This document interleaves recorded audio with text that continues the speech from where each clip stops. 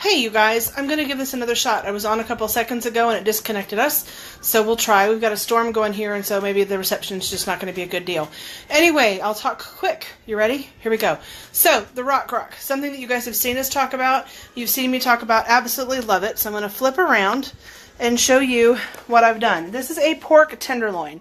I put seasonings on this side of it, seared it in the Rock Crock on the stove. See, stovetop. Absolutely wonderful for stovetop. And then I flipped it and seared it on each side, put seasonings on the top and the bottom. Seasonings I use are different dry ingredients, and you can do it pretty much anything you want to taste, within reason, of course. And then what I do is I put some butter in the bottom to get all the fond, which is all the crispy stuff on the bottom, up. So then it sits in just a little bit of butter, and I mean maybe 3 to 4 tablespoons total for the whole loin. And then I let it cook low and slow all day long. So, traditionally, pulled pork, you get 2 forks out, and you sit there with the forks and pull the meat apart. But we have the mix and chop. This thing is absolutely amazing. So it's tapered. See how it's got tapered like a fan blade? If anybody does not know what this is, you need one. Just going to tell you right now, you just need one. So instead of doing this whole thing with forks, I'm going to do it with the mix and chop. It just literally falls apart. I started doing this and I thought, you know what? I'm going to videotape this because people don't believe me when I tell them I use it for pulled pork. Okay.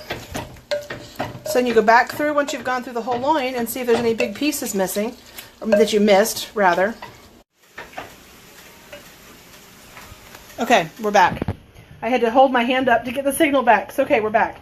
So I had been sitting there turning this. You're not hammering it out. You're just pushing and turning. Push and turn. Push and turn.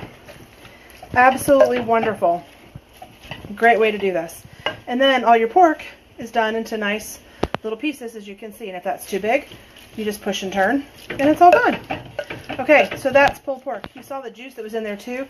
So that'll now soak back into this. My rub that I use has so many wonderful flavors in it. You really almost don't even need a barbecue sauce. So I'm going to go ahead and cover that. Let that sit there.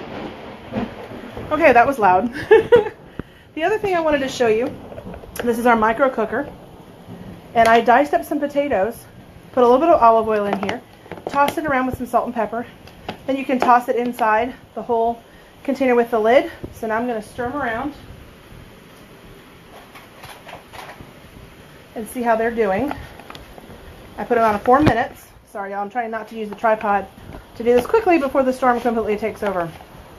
Just a rainstorm, good old thunderstorm. Potatoes are not quite done. They're still crunchy. You can feel it. So then I just put it back in. Wow, y'all. Maybe I need to get off the phone. Hi, Whitney. Hey, Ellen. How are you guys? So that is the crazy storm going on. So I'm going to put these back in the microwave. There's Jordan. Say hi, Jordan. Say hi. Hi, Jordan. All right. Let me flip it back around to me before I make everybody nauseous. So I'm just going to put that on another 2 minutes. So it was 4 minutes first and then 2. And then I'll make us some green beans. And we'll have pulled pork and those roasted potatoes and some green beans. So super easy, super simple. Rock Crock can also go back into the slow cooker stand. So let me do that for you. Hold on. All right, so you're going to get a close-up of the Rock Crock. Here we go. Carrying it over. Carrying it over.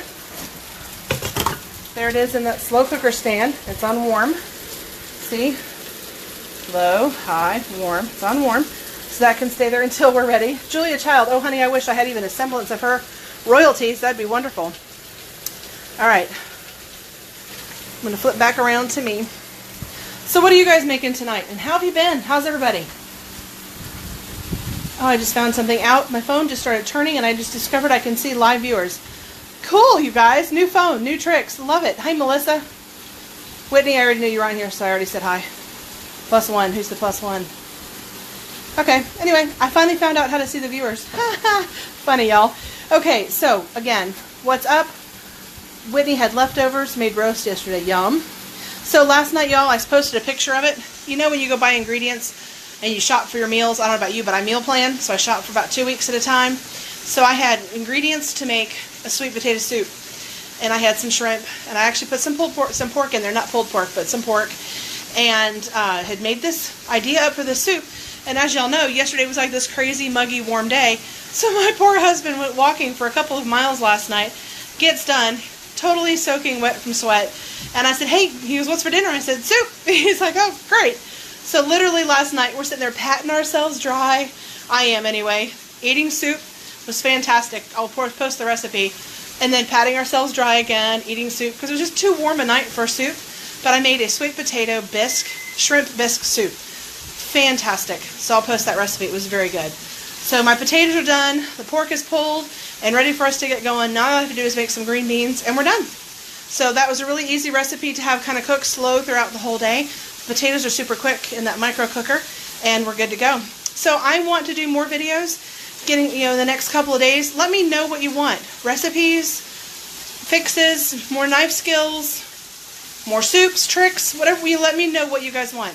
I'm here to help you relieve your stress in the kitchen. So for now, this is Kara cooking in the kitchen. Bye, y'all.